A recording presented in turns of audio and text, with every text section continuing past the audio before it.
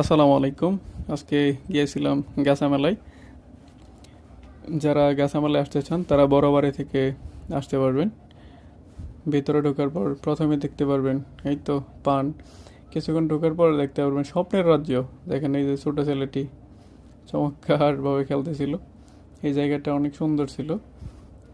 এরপরে নানা রকমের পান, বাহারি পান, যারা পান খেতে পছন্দ করেন। এরপর চলে গেলাম লটারি মেলা দেখার জন্য। আজকে প্রথম পুরস্কার ছিল মোটরসাইকেল। এই যে ভূতের বাড়ি, দেখতেই পারলেন কি ভূত, দুইটা ভূত দেখিয়েছে কিন্তু। এরপরে এই তো নবাবী চা। তারপরে চলে গেলাম জাদুর খেলা, যারা শিখতে চান তারা কিনতেও হবে। এরপর একটু ট্রেনে ঘোরাফেরা করলাম। এরপর আসলাম দোকানের সাইডে। আসার পর কিছু মগ দেখলাম যেগুলো দেখার মতো ছিল, কিন্তু দামটা একটু বেশি ভাই। একটু কম হলে নেওয়ার চেষ্টা করতাম।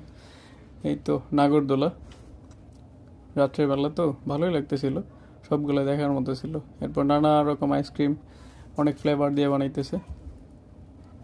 এরোপ্লেন, কুটির শিল্প তো, কুটির শিল্পের এত কিছু নাই, এই যেগুলোই নানার বাহারি কলম ছিল। সব থেকে ভালো ছিল এগুলা, 30 টাকা আর 60 টাকা পিস, ছোটো ছেলে মেয়েদের কাপড় চোপড়। তারপরে এতে কিছুক্ষণ ঘোরাফেরা করলাম, তারপরে বেরিয়ে আসলাম। আসসালামু আলাইকুম।